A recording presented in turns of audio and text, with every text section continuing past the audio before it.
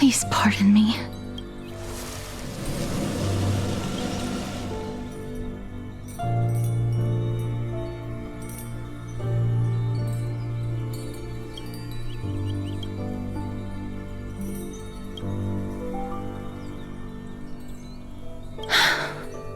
Just as I expected. I cannot feel anything. Back at the grove, I was puzzled as to why you were not affected by my curse. I'm sorry. I should have noticed that something was amiss earlier.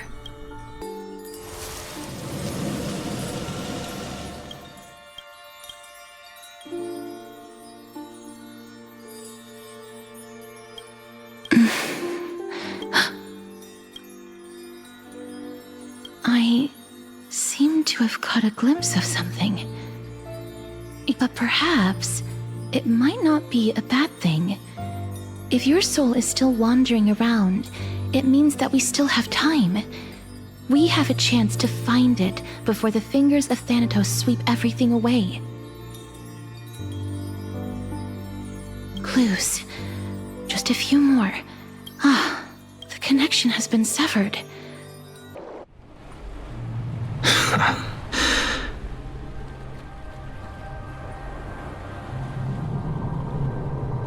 I'm back here again. I remember this dream. This realm is covered in a silk-like fog. Hey! Excuse me!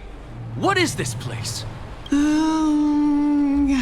mutters of the traveler are in a language I'm unable to comprehend. Tell me, which titan reigns over this land?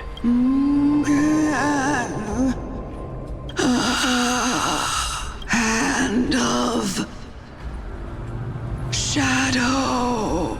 Hand of Shadow Thanatos. Could this possibly be the Netherrealm? Not Netherrealm. Then where is this? River of Souls? The outskirts of a Netherrealm? The Netherrealm. Nothing but an illusion. Titan rejects you. Me. Listen. What? The traveler lifts their wrinkled fingers and remains silent. I look in the direction they are pointing and listen closely. The sound of tides. I can hear it. I hear it. Deep within the tides. A voice. About to recount something. Child of humanity, is it death's embrace you yearn for with such urgency?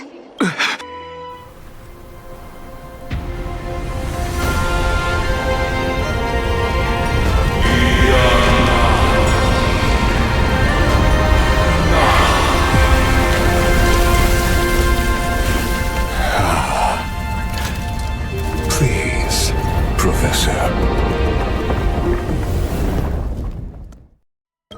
But this is absolute blasphemy. Regardless of how much freedom the Grove provides, such an act could cause you to be burned at the pyre. Your beloved, where is she now? Send her away from the Grove at once. Calm down, teacher. My sister, she's still not in the mortal realm. What do you mean? It was naive of me to think that I could snatch the deceased from Thanatos' grip by merely sacrificing one eye. Equivalent exchange. All I received for that price was but an opportunity to see her for one final time. Let it go, Anaxa. As one of my best students, never do something taboo ever again. Since I was able to see her one last time, you're right, teacher. It's time for me to start a new life. I am sincerely glad for you, child. I wish to continue Thanatos' research. Continue the research into souls, but... No, teacher. After my fleeting glimpse of the deathly fog, I finally understood a single truth. I may have lost an eye, but my view of the world has become clearer than ever. I have grasped the truth with my bare hands. Watch as I turn this farcical world upside down.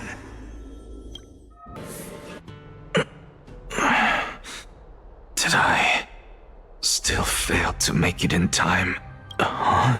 So, I'm back here again. This is... I can hear it. I hear it from the depths of the tides. This time, the voice is a lot clearer than before.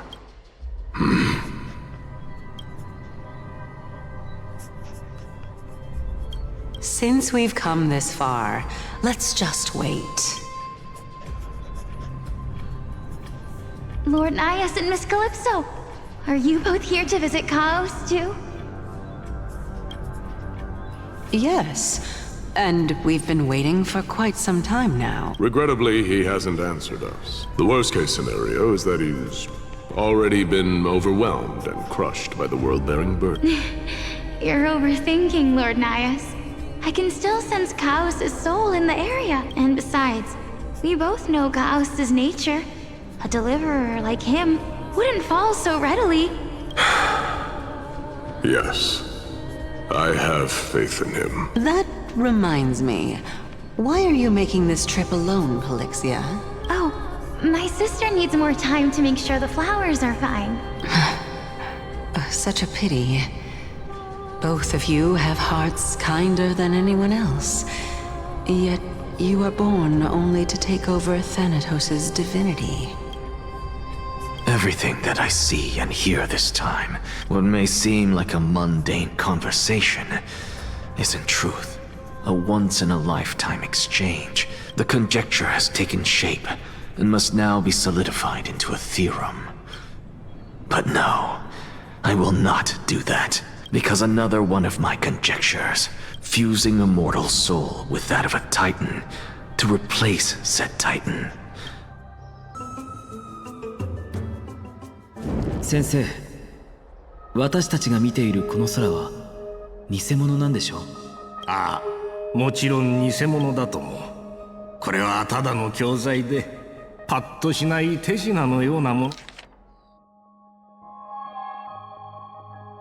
のだ。昼夜が乱れた今、星空の理解がしやすいよう天文学者がタイタンの親戚を生徒の空がケファレの黎明のミハニによって照らされているようにな。ではオクヘイマの空も偽。そう結論を急ぐな。アナイ。多くの場合実際は無知でなかったとしても。それは自己欺瞞ですよ。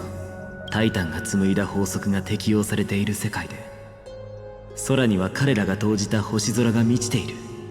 アナイクス、なぜ私たちが家計に処されること？私は礼拝学派の賢人として、しかし最も重要なことは。ですが私ならできます。先生、機は熟しました。そうだな、アナイクス。さあ、己の学派を立ち上げる準備だ。私たちは一体何者なのか、それを明らかにしよ。 Have you heard of this tale before? A tale about the ocean god's treasured pearl, our hometown. It was a seaside town which enjoyed the ocean breeze and glorious, peaceful times, thanks to the wisdom of its ruling queen. Until one day, an evil dragon descended upon the town. Its wings were large enough to blot out the sun, while its claws were sharp enough to rip the waves apart. It barged into the tall tower and devoured the queen's beloved daughter. The queen assembled 300 warriors who managed to subdue the evil dragon by chaining it up. However, it was then that a devious, smooth-talking scholar arrived at the palace and suggested that the princess could be revived through the use of dragon bone and dragon blood. That liar called this process the secret art of alchemy. The princess was reborn! The queen was overjoyed, blissfully unaware that the evil dragon's soul still lurked within the princess's body. As revenge, the evil dragon swallowed the poor queen, the glib liar, the courageous warriors. Worse still, the souls of the deceased refused entry to the Netherrealm because they were filled with regret. The terrifying death had consumed all. Thereafter, our hometown fell into ruin as well. Until... The first time I returned from the battlefield, I felt extreme. The calamity had devoured everybody on the battlefield but me. When I returned to the city alone, the citizens held a banquet for me that was far from pleasant. I felt as though I was still on the battlefield, and the person who had returned was nothing but an empty shell. It was late into the night by the time the banquet ended. It was a crazed scholar looking at the night sky and muttering to himself by the side of the road. Do you think that it'd be better if we just died on the roadside like a couple of stray dogs? To my surprise, he shrugged his shoulders and sighed. How does someone who is currently experiencing death, dying and living, afford the same amount of bliss? Now please go away and don't block my starlight. Are you trying to say that there is no difference between living and dying? For they are both journeys that lead toward death? That's exactly what life is, and death is, but a scale to measure how valuable the journey was. Therefore, young lady, don't detest your fate. Instead, willingly and respectfully embrace it. The embodiment of strife telling me about the majesty of the world. Indeed. I believe that when the fated moment eventually arrives, it is time for me to knock on death's door. I will set up a long table at the end of the road and humbly await your arrival. When that moment finally comes, let us drink and be merry then.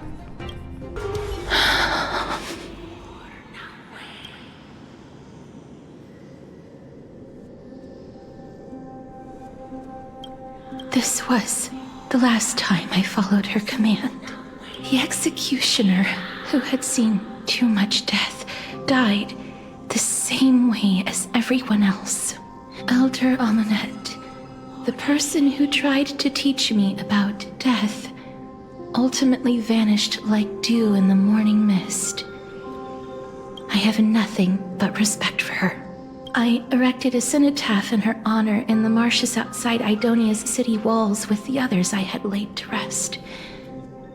Then, I set out once more, and it was a long, long journey. I heard so many discussions about death along the way. Life finds meaning in death. The world improves because there is an end. It seems the most terrible darkness in this world.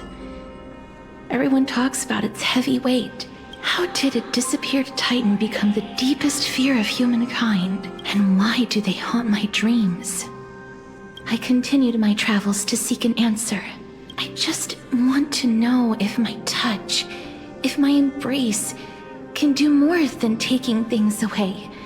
Can I make anything? Can I? I don't want to die.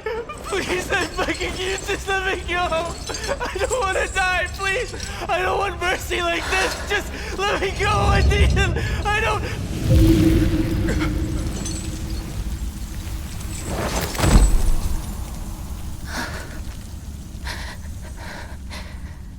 I hate these icy hands.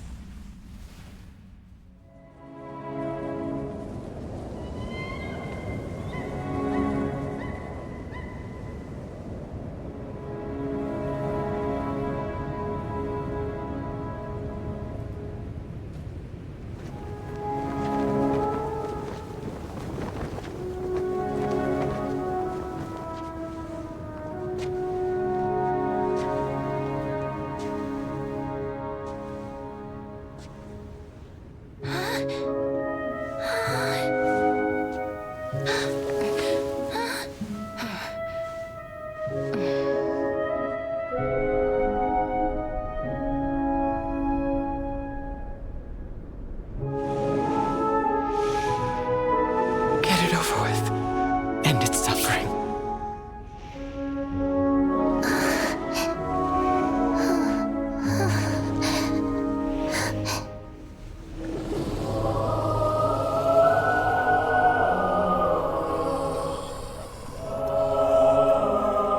The Reaper has blessed your hands. Only you can grant them peace.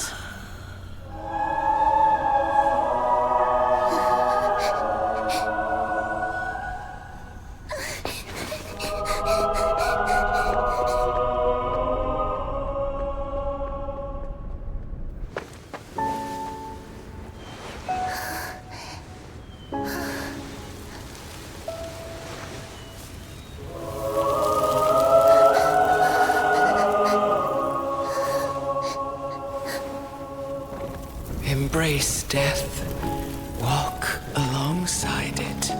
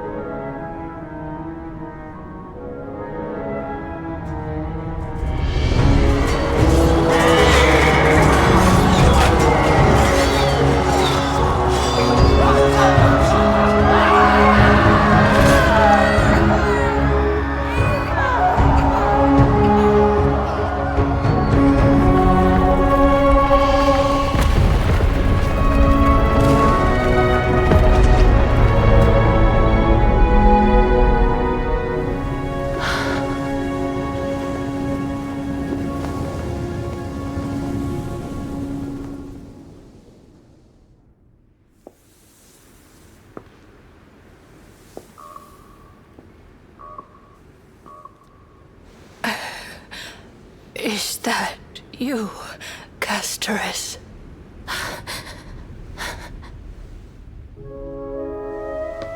All of them have gone, heeding death's summon, crossing into their domain. I must go too. I don't fear it, just I have some regrets. Watching people leave this world again and again, it must be lonely for you. You must want to desperately embrace them before they go. I can't. These hands, they're too cold.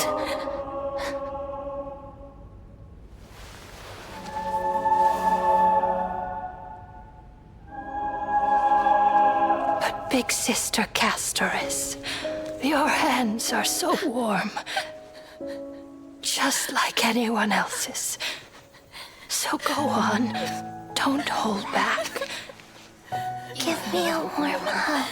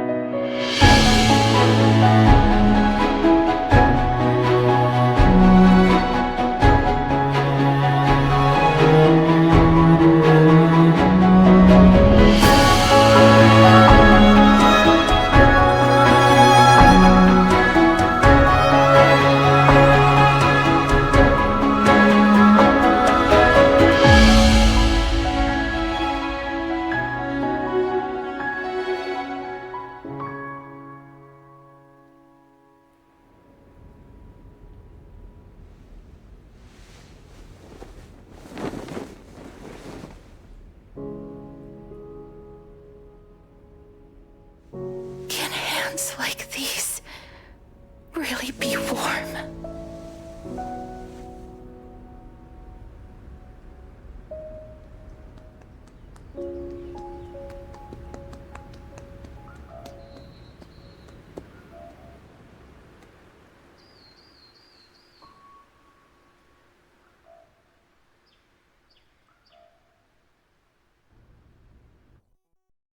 On the day that Oryx's trial ended, you must have had many questions. I felt just as confused. Why, as someone from beyond the sky, were you... I wished I could take action, but no, even when we brushed against each other unintentionally in the grove, when an almost unattainable hope finally welled up in my heart.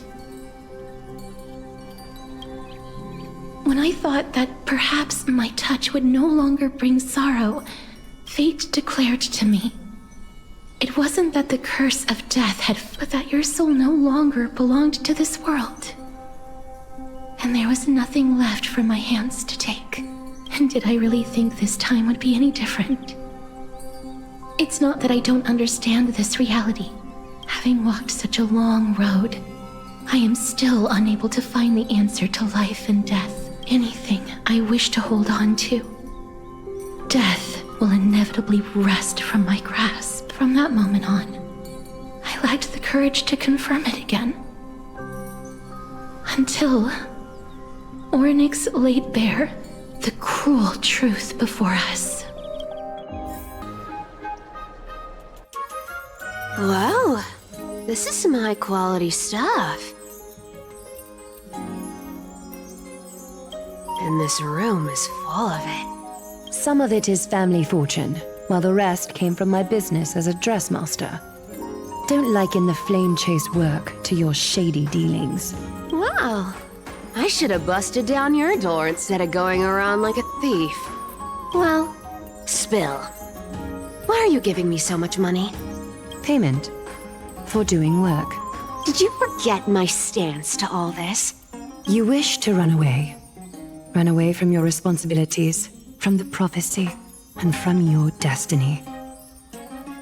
You shall walk with greed and die over petty change. I understand this prophecy weighs on you immensely. That is why I have never reproached the demigod of trickery for running away. But I need you right now, so don't turn me down. You know, maybe the gods got your tongue with their golden threads, Aglaya.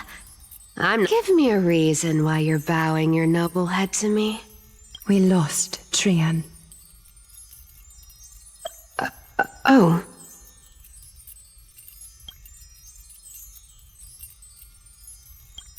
The divine power of passages is running out. I need another demigod to escort Casterus and help— Oh, I get it now. You're sending Casterus to her death. And you want me to die with her. This is Casterus's own request. She brought this up herself? She's also made up her mind to leave her confused past behind. As will you, Cypher, when you finally make up your mind. Don't be so sure. Time is hard in the likes of you and I. She can always turn back before the end, you know? Maybe she'll remember TRêN's sacrifice. Maybe she'll remember the countless martyred Chrysos heirs. Maybe she'll remember you. Tell you what. Why don't I take this room of treasures as a security deposit? And we make a bet. Go on. I bet she'll change her mind and turn back. Now, if I lose, I'll do what you want me to do. Return this deposit to you, plus giving you another room full of treasures. How does that sound? You sound like you have all the confidence in the world. In that case, let's make a pact with those conditions. I hope you're prepared to lose it all. Get ready. Be steady. Hi, your turn. Don't be nervous. After all, They'll be gone in the blink of an eye.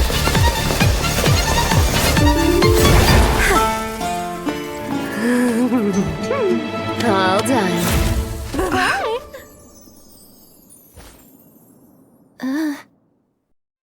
We finally finished it!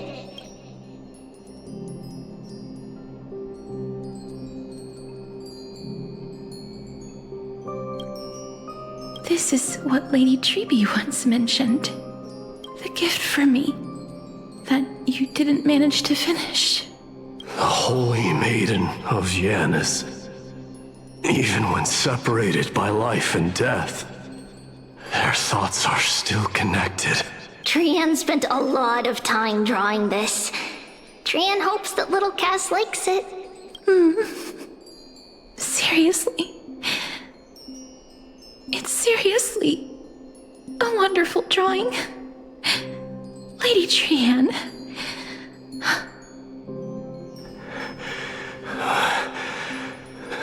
This is our flame chase journey. Little Cass, we don't know what your journey was like before. Treby has always said that it must have been a very harsh and frightening journey. But little Cass no longer has anything to fear now, because everyone is here with you in this flame chase journey! That's right. Only now, when I see Lady TRieN's gift, do I realize that I've already obtained so many things I would never have dared to dream of since I embarked on the flame chase journey. It's the first time I've gained so many companions. The first time I picked up the hobbies of crafting and photography. The first time I had dinner with someone else. The first time I went to the market to buy the Chimera doll I'd liked for a very long time and hugged it to sleep. The first time I wore a dress personally made by Lady Aglaya. The first time I went for a walk with Lady Treby, Lady TRieN, and Lady TRieN. The first time I enjoyed the night breeze and looked up at the stars with Miss Hyacinth. The first time I took care of Dromesis with the Trailblazer.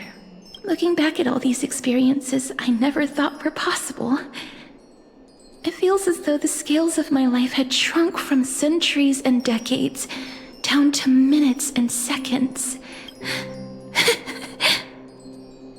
I took countless photos in the past, but they're all black and white landscapes. I don't have a single one with friends.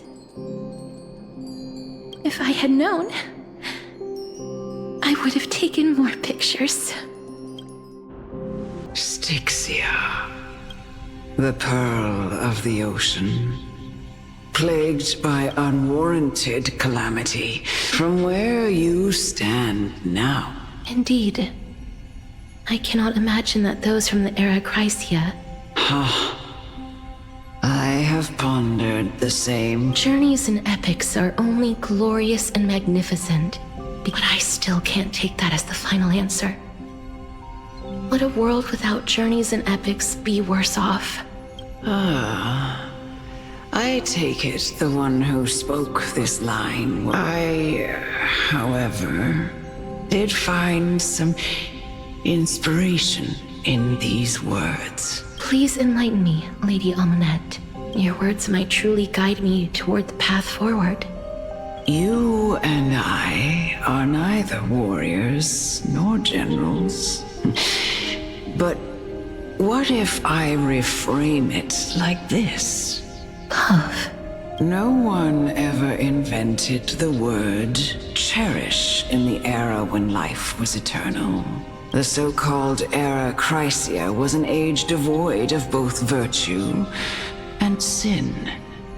People did not truly live. Perhaps the people of Styxia chose to embrace death not out of fascination with its cruel and fearsome side, but instead became fixated and obsessed with the impulses and desires Therefore, Death is not a thing of fear and desperation, but my teacher, Anaxagoras, grant me the wisdom of all things. I call upon thee, the stripped dead dragon's corpse.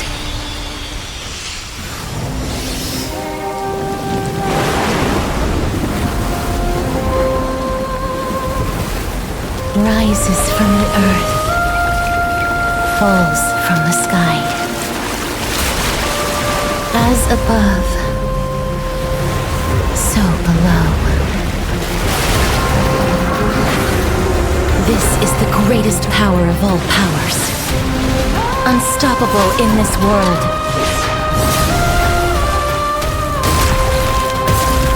The great work that commands all death. I shall grant you embrace. Please, don't turn back to the NetherRealm.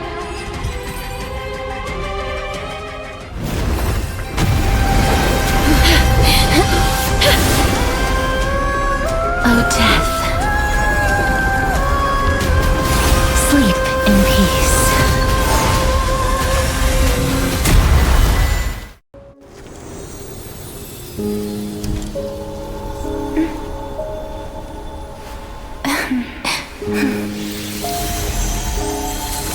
I will bring rest to death. And from now on, stagnant life will once again flow. Indeed. The demigods that bear the core flames eventually become the new titans at the world's end.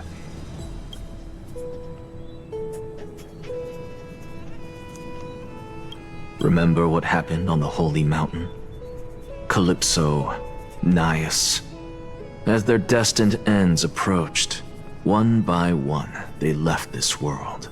Unfortunately, while their journey is consistent with ours, you and Calypso, as well as Nicodor and Naias, act as supporting evidence. For all the pains I took to reach this point, I had already lost hope of ever obtaining definitive proof. After all, the past is in the past. Proving that we are the legacies of heroes of the past. That is, until I met a girl named Polixia and her sister. If Castorus was truly sent from the past to the present for the Titan's self-serving reasons, then having lived through 2 cycles, and with Styxia as the pivot, she will no doubt be the link to connect all of this together. If the Twins of Death can bridge 2 cycles to reunite at the shores of the Sea of Souls... You... Well done, child. Just as I foresaw. Teacher. What a twist of fate. A blasphemer raised in the doctrines of the Venerationists. I respect you immensely, sir. You cherish the truth even more. So, child, do not be troubled, but as the sage of the Venerationists, I am duty-bound to oppose you. Go forth, for the truth is already in your hands. I will keep that in mind. Go now, child. Your lonely pursuit is about to welcome a new chapter. And when you reach the end of this journey... You have my word, sir. May Circes safeguard your thoughts. May Circes safeguard your thoughts. You are right, Empedocles. May we meet again with the truth before us, Empedocles.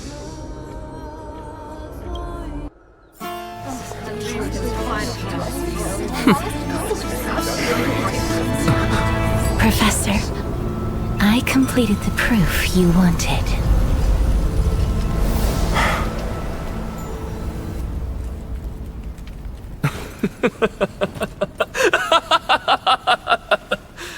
Thank you, Castorus. The answer is plain as day. My vote goes to the Flame Chase Journey and nothing else! Elder Kindness, I have deciphered the truth of this world!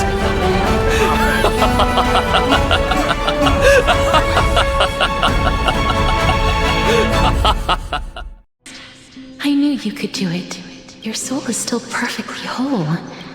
As if some kind of force is trying its best to keep it together. Is it Oryx's final blessing? Or is it a miracle of your own? It's truly incredible. Perhaps it is fate, once again fulfilling its own design. It seems that this is the riddle which cannot be solved anytime soon. The sensation of becoming a demigod is truly wondrous. It's as if the river of souls is winding its way through the depths of my spirit. Do you recall that prophecy? At the end of the sea of flowers, the souls of the living shall warm thy fingertips. I promised you that I would do everything in my power to give it another meaning. I can finally end it in a way that is as beautiful as it deserves. The wish I once sought, but could never grasp is now within reach. Every touch, every embrace we share, they will radiate with an intense warmth, sowing love far and wide throughout the land. The other shore is very cold.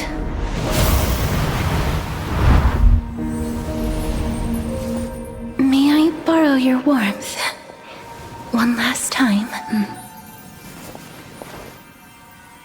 Thank you for fulfilling this wish of mine. The place I'll be going to is what humans call the Land of Sorrows. But with this heartbeat and the residual heat of this embrace, I shall turn the nether realm into a gentle place of rest.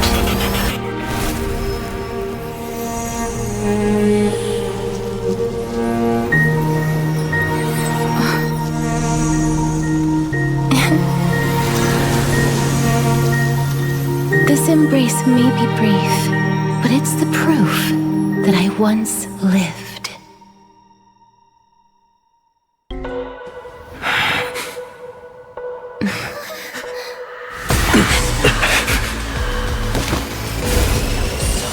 Rejoice, Circes. I sow the seeds of suspicion in the new world with your soul! And now, the objective is complete. That is all.